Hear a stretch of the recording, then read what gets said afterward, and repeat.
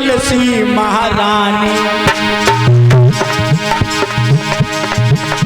सुन मेरी तुलसी महारानी, मरे सास मेरी नंदरानी, सुन तुलसी मेरी महारानी।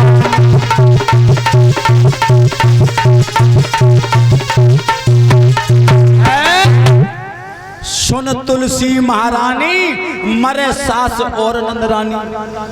लड़का अगले दिन आओ, सोचीला पति ने कहला हमू देख कौन सो मंत्र बोले तो सो गए।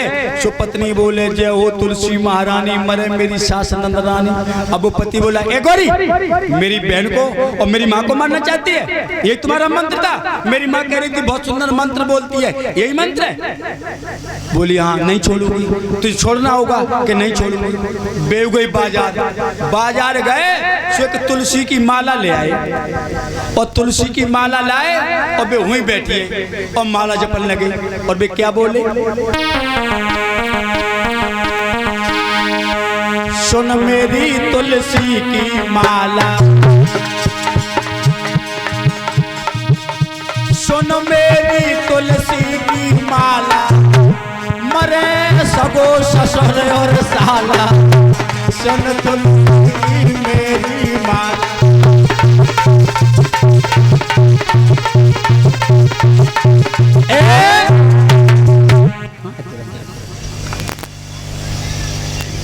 तुमसे ये होता है मालूम, तुम्हें नहीं मालूम। बबलू भैया तुमसे ही हो रहे हैं। आज कहने लगे सुन तुलसी की माला, मरे सगो ससुर और साला। पत्नी बोली तुम मेरे भैया को मेरे पिताजी को मारना चाहते हो? बोले तुम मेरी माँ और बहन को मारना चाह रही हो, छोड़ो।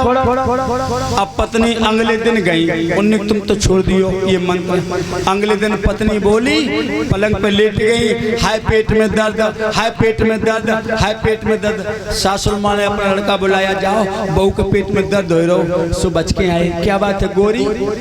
उनने की हम जब कुआरे हते तो हमारे पास में एक कुम्हार रहा, तो कुम्हार बाकी एक तरफ की एक मूछ घोंट के राख लगा देते, सोई दर्द ठीक हो जाता।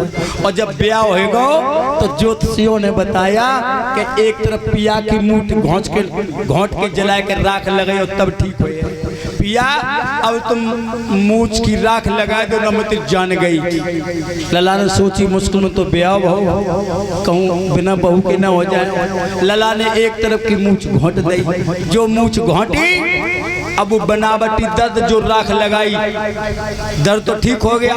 अब वे अगले दिन आ गई आंगन में तुलसी के पास और क्या बोली, गौरव स्टूडियो इटावा एडिटर गौरव जी, अंचल स्टूडियो उदयपुर इटावा एडिटर राजू जी। क्या हुआ, सुन मेरी हमने अपनी टेक निभाई, हमने अपनी टेक निभाई, बालम की अरमूछ मुड़ाई, हमने अपनी टेक निभाई।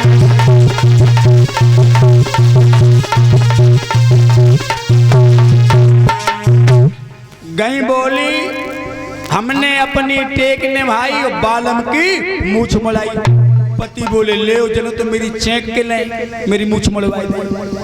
पति उन्हें अपनी सवारी तैयार करी गाड़ी और ससुराल में पहुंचे। ससुराल में गए, ससुराल वालों से बोले पवन भैया और सरोज जी क्या हुआ? ससुराल वालों से बोले परीक्षित जी महाराज कि तुम लोग रोना बंद रोवोगे तो नहीं ना, हम कहें तुम रोने लगो।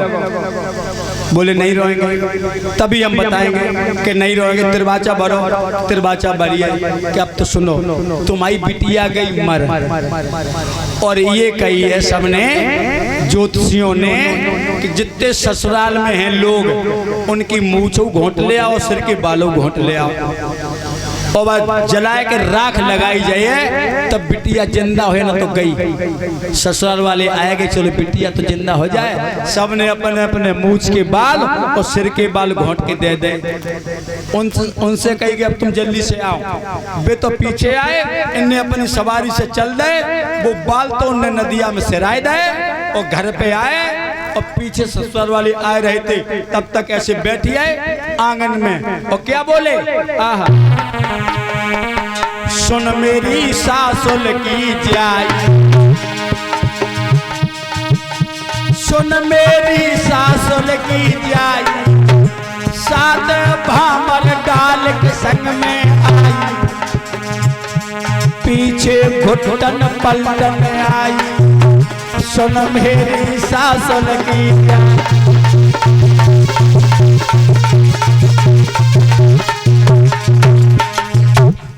जो कही सुन मेरी सासुल की जाई, सात बामर डाल के संग में मेरे आई, पीछे देख ससुरा से घुटन की पलटन आई, सो देखे का सब घुटे घुटा। पत्नी बोली ये तुमने क्या किया, बोले तुमने मेरी मुझ क्यों घुटाई। उन्होंने कि ऐसा करो, अब तब तक ससुराल वाले और मैके वाले इकट्ठे हो गए। उन्होंने कि ऐसा करो, ये झगड़े की लड़ाई बंद करो। अब वो लड़की की माँ बोली बेटी तुम्हारी ये ससुराल है, तुम्हें नंद की भी पूजा करनी चाहिए, अपनी सास की भी पूजा करनी चाहिए, अपनी पति की भी पूजा करनी चाहिए, तुमने ऐसा क्यों किया। ऐसे नहीं बेटी, चलो तुम्हें मंदिर में लगा चले। अब उस मैया ने ज्ञान जागृत किया कि ऐसे नहीं ज्ञान जागृत होगा। मंदिर में गई और मंदिर में एक थाली ले ली, थाली में धल ले पान के पत्ता और अगरबत्ती और बई में धल ले रसगुल्ला और गई मंदिर में। और मंदिर पहुंची तो मंदिर दुर्गा का था और दुर्गा मंदिर के पास में कंगूरा पे शेर छपे रहे, शेर। सुबह लड़की की माँ कान लगी, ए बिटिया जे शेर हमें खा लिए मंदिर के, ए बिटिया जे शेर खा लिए हमें मंदिर के, ए बिटिया जे शेर खा लिए मंदिर के। बिटिया बोली माँ पागल हो गई हो, क्यों। जे पत्थर के शेर हैं, जे पत्थर के शेर कहूँ खाए।